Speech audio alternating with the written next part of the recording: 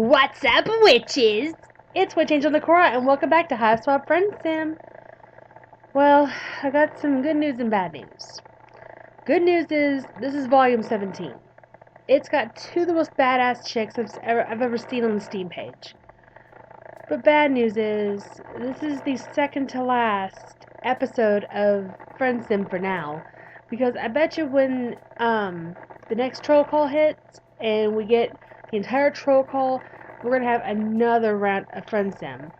But I ain't hold my breath and turn myself into a sea dweller right now. Because right now, let's just savor what we got. Let's just savor every morsel of this amazing visual novel, okay? So I'm going to shut my gob and let's get on into this. I'm excited. Alright. Volume 17 of Teen and Tech Acerbec. Oh boy. Ah yes, this is it, fellas. Another night of laughter and camaraderie. Damn right, I got some sparkling grape juice over here. Another night of joy and communion with some totally normal teens who had never... Ha ha, just kidding, idiot. You are still on Alternia. You just know that one of these miserable chuckle fricks is around here somewhere. Waiting for the exact right moment to inundate you with another disgusting dose of friendship. Who's going to be the author of your destruction on this accursed evening? Oh, look at this. We got Nihkee, MOOLAH, and Witchangelnekora. We got the cynical, we got the strong. I told my friend Gabriel, I'm going to go ahead and go with the strong chick, because Nihkee MOOLAH is a chick after my own heart when it comes to wrestling. Dim lights, the din of a roaring crowd, and the smell of horribly overpriced and nauseating concessions. Even across galaxies, with timelines, and even perhaps even universes, there is still something deeply familiar about a sporting arena. Yo, check out that troll in the cage! Whoa! I would not want to mess with that guy, because he looks kind of like Brock Lesnar if he was a troll. Smasher of mother honking face in! There is also deeply familiar about sports fans. It's Amisa! Holy crap, who brought her here? Kilo Cerulean! Blah! Such a shame having sleep next to the purple. They're so crude and boorish, don't you agree? Childhood would nearly be this loud. Usually. You find yourself here, attending a wrestling show, or a display of muscular theater, to use the troll terminology, thanks to the benevolence of one Amisa Erden. She wanted tickets of it in a raffle and excitedly invited you to come along. You agreed with some reservations that you clearly expressed. She was quite disappointed, but eventually agreed to not kidnap you and keep you locked up as a living paint jar since you're buddies and all. What a sweet friend. You have to admit, though, muscular theater isn't really your thing. It's as over the top and ridiculous as human wrestling, which makes it perfectly entertaining, though. But it's also, well, a lot more violent. Participants aren't expected to die, as far as you can tell. But you've already seen a few get wheeled off on futuristic hover stretchers with injuries. You're not sure how they could survive. Oh gosh, she nearly got impaled there. Every match tonight is taking place within a chain-link cage. Spikes surround it on both the outside and inside and just jut out occasionally from the places where the wires cross. The overall design, in addition to ensuring maximum bloodshed, seems to keep both the wrestlers inside the cage and the audience out. Ironically, it might be safer this way. The current combatants are some olive blood named the Huntress and a purple blood calling themselves Colpits. Interestingly to you, there is nothing clown-like about him at all. It's almost conspicuous how unclowny he is, if only due to the absolutely ridiculous amount of clown content you've imbibed in the presence of other purples. The two fighters appear to be nearly evenly matched. The olive troll ducks and weaves amid blindingly fast punches from the purple, slashing at him with grandiose arm gestures, trying to overwhelm him with a barrage of small attacks. Every one of his punches hits hard enough to knock her down, but she always springs back up before he can land a second hit. She's incredibly steady on her feet and quicker than he. In fact, you get the distinct impression that the olive blood troll is holding back, presumably so as to avoid inciting the crowd. Thus far, you have not seen a single match in which the lower-blooded opponent triumphed over a higher-blooded foe. I must admit, this match is a lot more tense than I was expecting. But I hope it ends soon. There's supposed to be a really famous muscular theatrist performing next. Her name is Nihkee Moolah, and she has never and ever lost a fight. I heard she even beat a violet blood once. Nihkee Moolah, huh? Now that's a name you could befriend. She must be a big deal as Amnesia makes her out to be, because she uses her real name instead of some ridiculous made-up nonsense like John Cena or Hulk Hogan. Oh, come on, John Cena is his real name. But Hulk Hogan is, yeah, a stage name. Oh, look, he got her! He flinched. The purple blood finally managed to get his quarry in his clutches. He lifts her up by the face, digging his fingers into her skull until you hear a sickening crunch, and she collapses to the ground, panting heavily. She can't bring herself back to her feet, and the announcer calls the match to uproarious applause from the audience. Two trolls enter the cage and start dragging her out, while the winner basks in the audience affection. The olive blood looks like she'll probably live, but she's got a dent in her face that probably isn't coming out. Ever. Ugh. All of a sudden, you think you really need to go, get a bathroom. Or, you mean use the snack. You mean, he'll be right back. Oh, okay. Come back soon. This play's giving me all sorts of ideas for a new painting. You quickly make a break for it, jostling your way through the stands and towards the exit of the arena. But before you make it, a voice calls out to you. Some slick-haired, slick-finned violet-blooded guy wearing a full suit with a tacky flame pattern on it. Hey you, alien! Me? You ask, pointing to yourself nervously. No, the other alien. You swing your head wildly, looking for the other alien. This bit plays out predictably for a while before you both get on the same page, which is that you are the alien whose attention he wants. You looking to make a little extra buck? No, not really. You never spent all that money you won with Adaja. Okay, how about fame? Frankly, you're already too famous for your own good. Friendship? Oh, hell yeah! Sighing with relief, the troll leads you backstage whilst explaining that he's a promoter for this wrestling ring. One of the trolls that was supposed to perform tonight was eaten by some plant called a troll-devouring catchy grabber. Is it like a Venus flytrap, just it eats trolls instead of bugs? And raw meat? And whatever that flies into it? Or hops? Or crawls?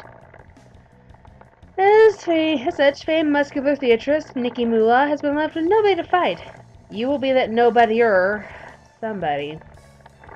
An alien will bring in all sorts of media attention and controversy, which of course means big bucks for him and friendship for you. Nihkee is so friendly, he says, in a tone that's so insincere that yet your friendship adult brain refuses to believe it.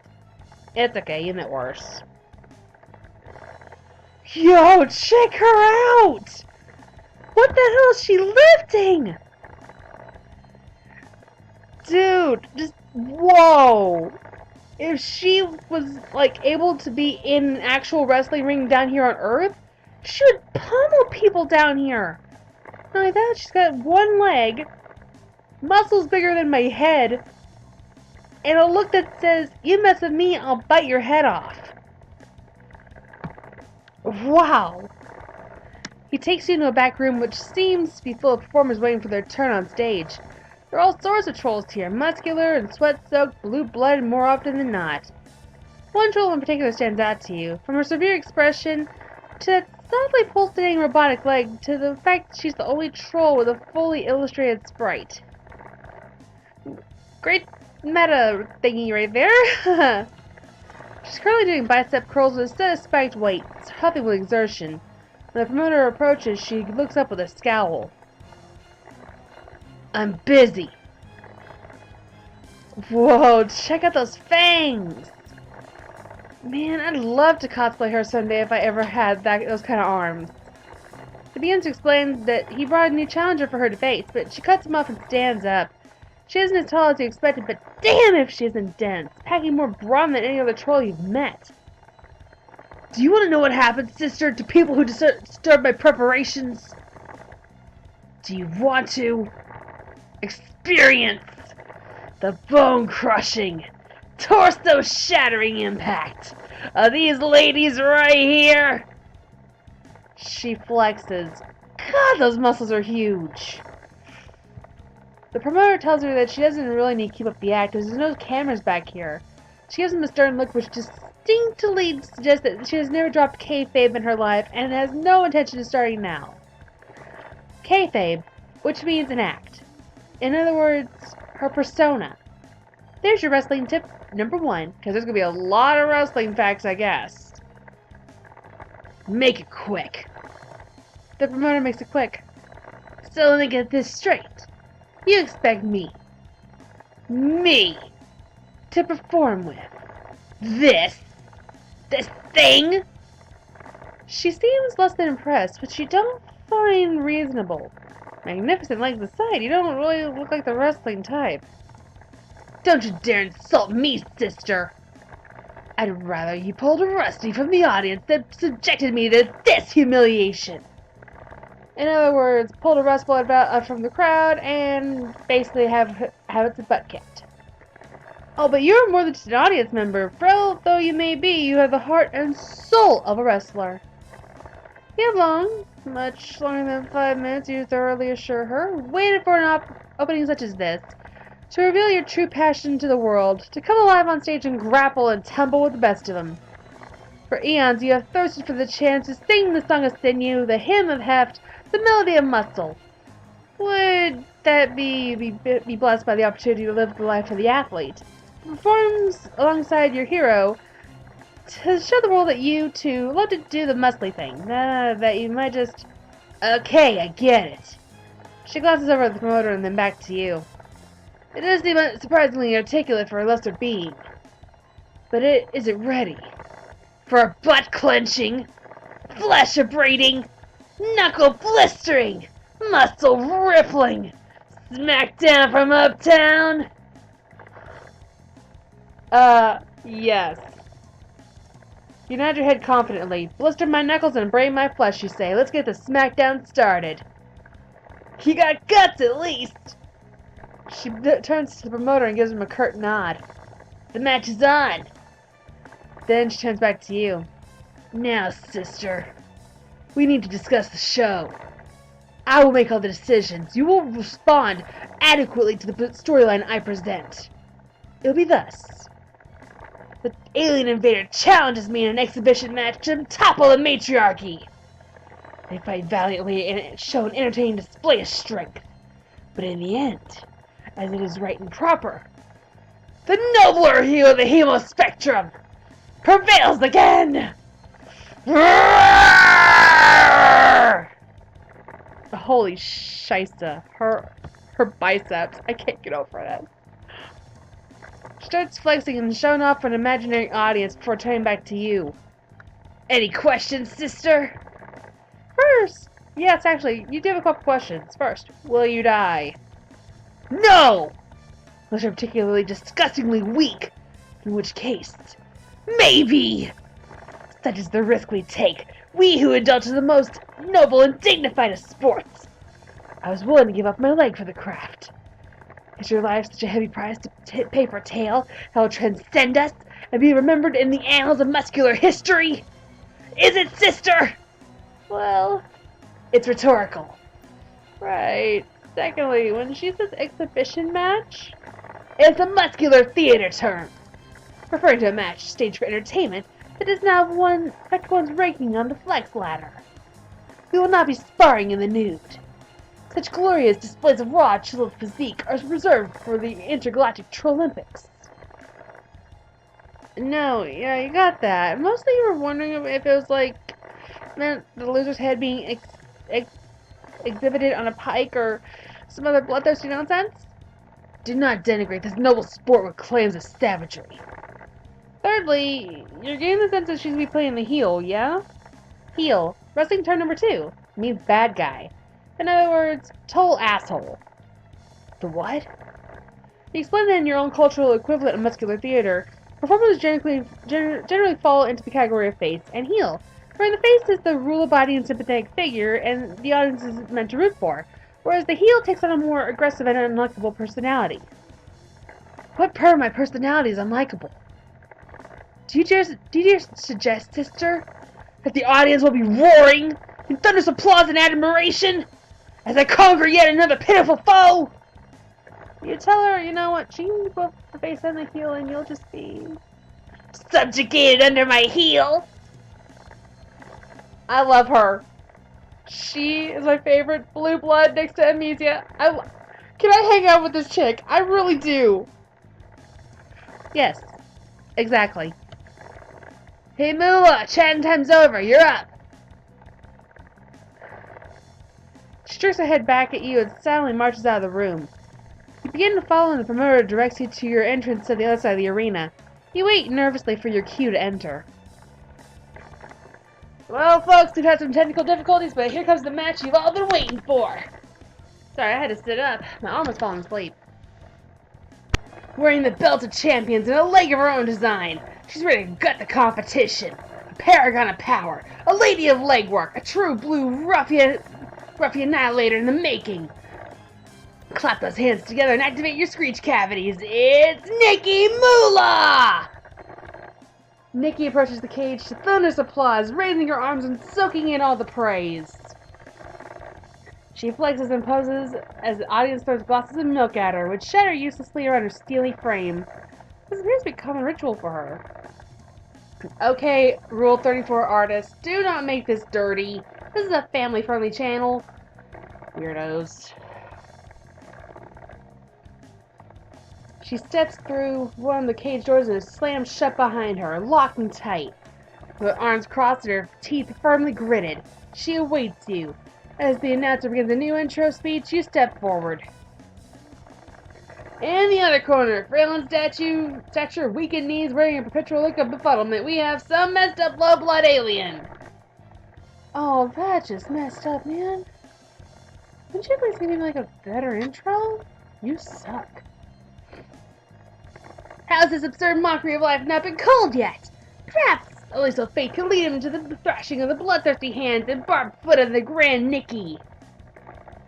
Oh, dude. A decent portion of the crowd boos at you during your approach, which you find unsurprising.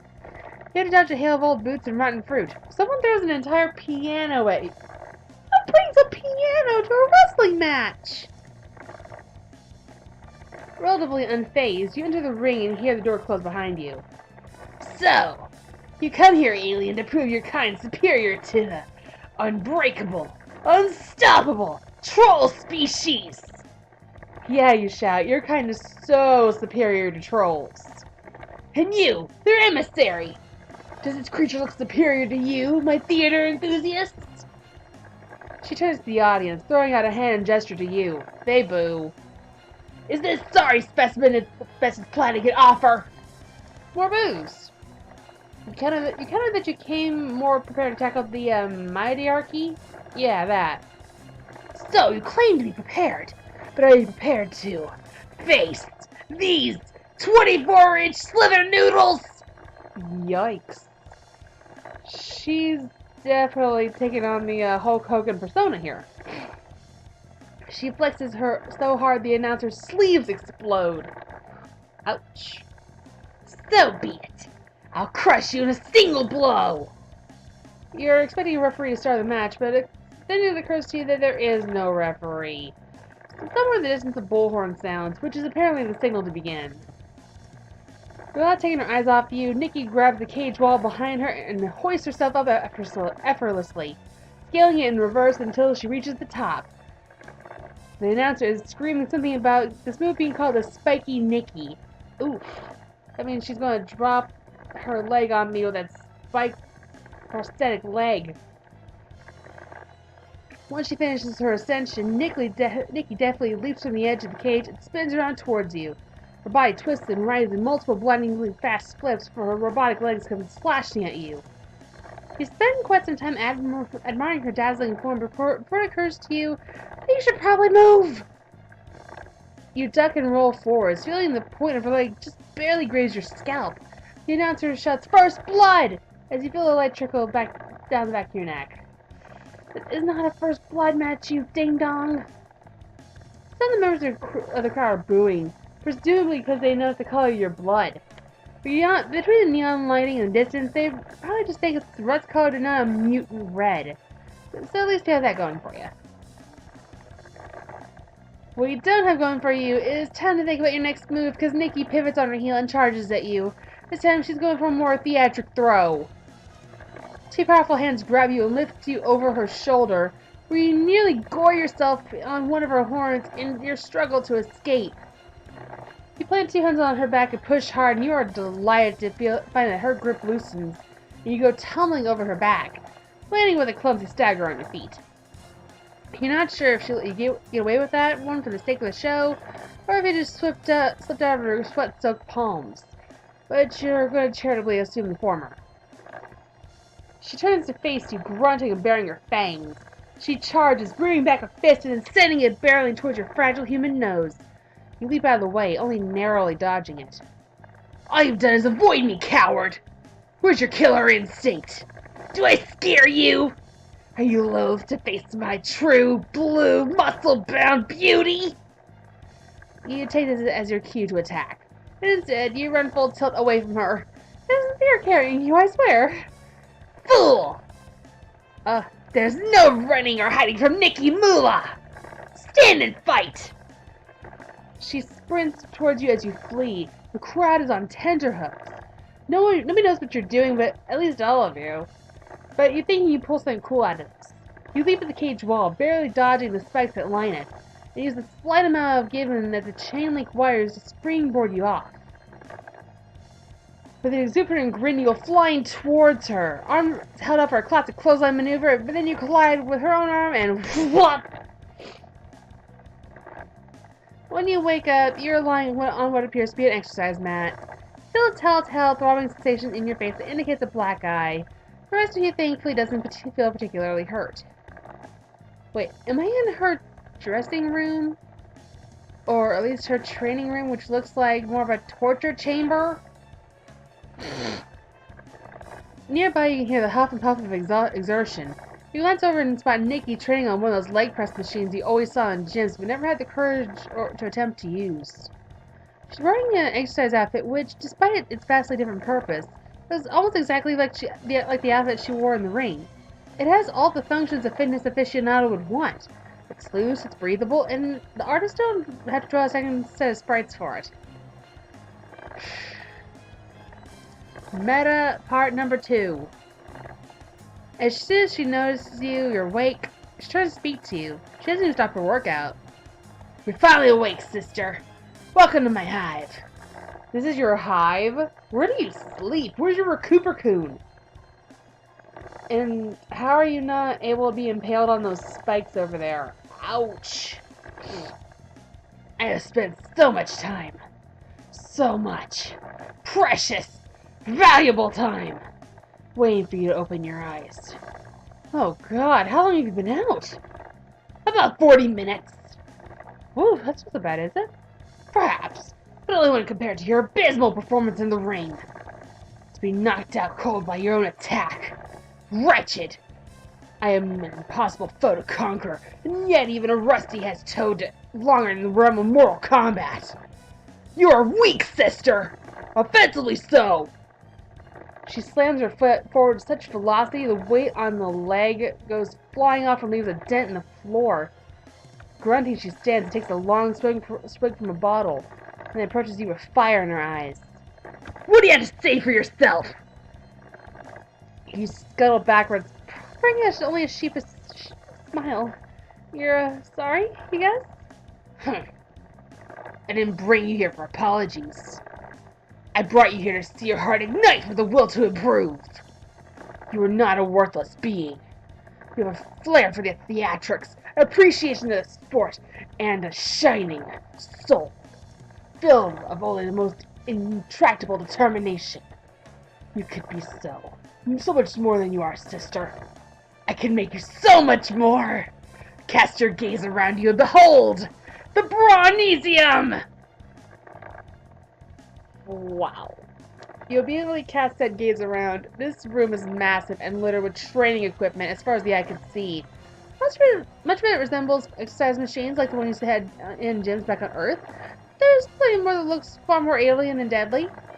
A treadmill which appears to throw the runner into a vat of acid if they fall off. A series of swinging axes that look at home in a dungeon. 3 different varieties of Iron Maiden, each more horrific than the last. It's probably Nikki's personal workout studio, but you could easily mistake it for a torture chamber. I wonder if our Data has ever considered a job as a personal trainer. Maybe you should bring it up to her. There are some who may be worthy of my expertise. It is here that I can forge them, so just as I forge myself, into beings of adamantine strength. The journey will be harsh. If you are made of weaker stuff than I believe, you will perish in agony. If your core is strong and your will of iron, yours will be an unquestionable might. She extends a hand to you, her jaw set. Join me, sister, and together we shall ascend to tumescent heights of muscular perfection. There's a look in her eyes that you have never seen before. One of hope, of faith. Her arm vibrates, muscles quaking. Do you take it? Take her hand.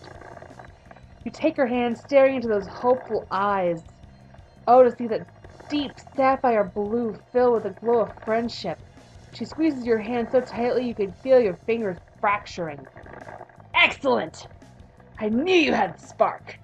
Now to make a flame. To grind and crush and pummel the flint till it bursts into the roaring blaze of strength.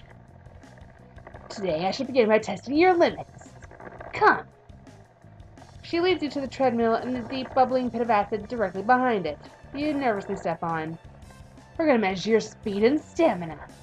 Run until you can run no longer. She starts up the machine.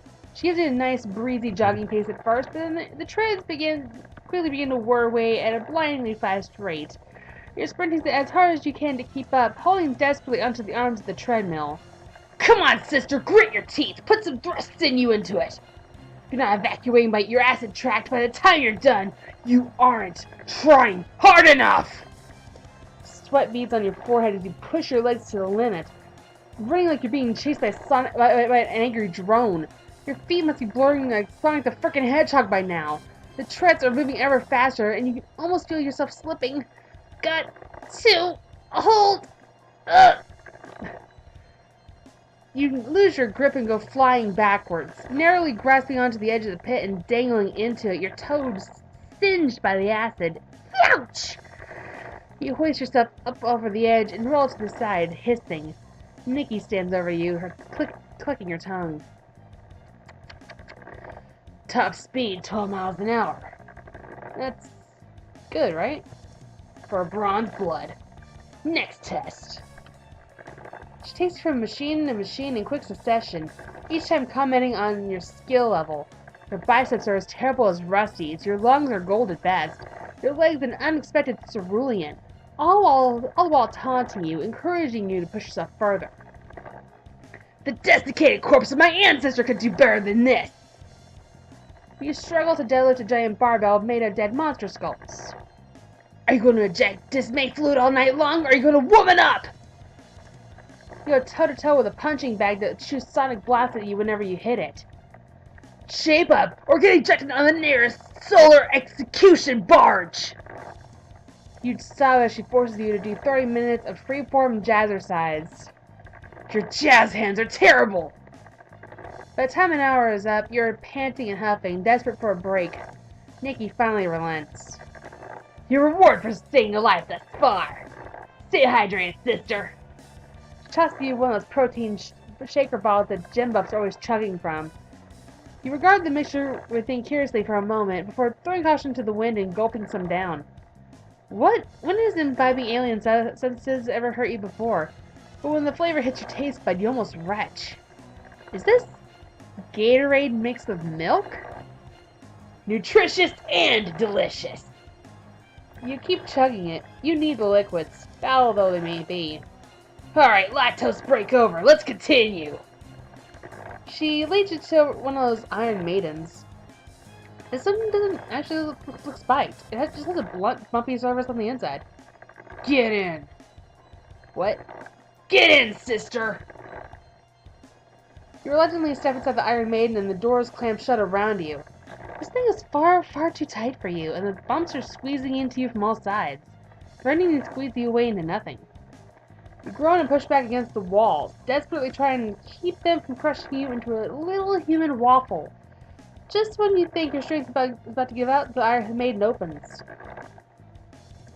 Pressure resistance. About olive level. These results are surprisingly adequate. Your potential continues to shine. Good work. This halfway point seems to mark a change in her attitude, as you continue to, just barely, persevere through everything she throws at you. Like a shake weight so powerful it leaves you shuddering intermittently throughout the next few exercises.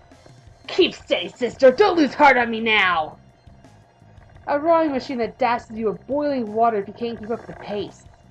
Go, go, go! We'll make a fuchsia medalist out of you yet! Literally being chased around a field outside by a giant toothy monster. Don't you dare allow this thing the satisfaction of feasting on your bones! After hours of this grueling work, you finally collapse. I think some of your bones are broken, your heartbeat is coming in quick and irregular pulses, and you can hardly breathe. Your vision blurs and shifts at the edges. God, you're made you haven't phased out yet. Sounds like me when having an asthma attack, a panic attack, and an anxiety attack all in one. Get up!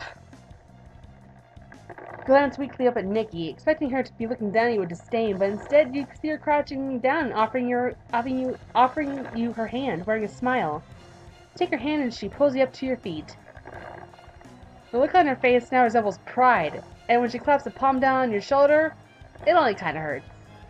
You've done well, sister. I threw everything I had at you, and you soldiered on with head held high, even as your body broke beneath the weight. I have never seen such commitment. Such strength of heart and soul. Such dedication to the craft. Such appreciation for the most righteous of pursuits. You are no mere workout partner. You are a workout friend. A light blossoms inside you like the neighing of a horse. This feeling of power, of strength, of the bond between warriors.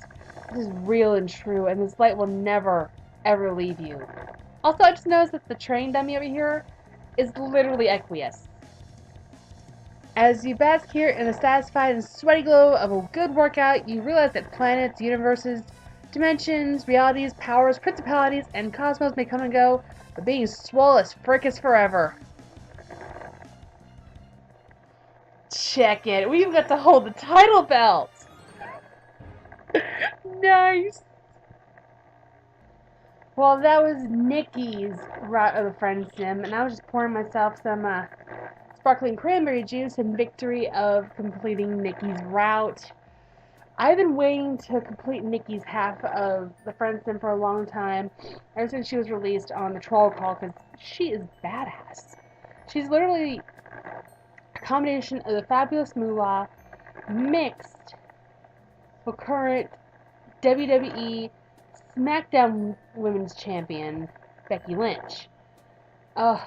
Even though Becky Lynch is Irish, I couldn't really do an Irish accent at this point. I was kind of going for Jasper, who's, you know, big buff Cheeto Puff. Well, anyway, we're gonna go on to Daraya's route next, and hopefully her route will be a little less loud. So, I'm gonna get on out of here. Y'all know what to do. Hit that like button with a big old bibbidi bobbidi boop, and I'll see y'all soon. Mwah! Stay magical, my friends, and keep on training. You may be getting the same results as Nihkee.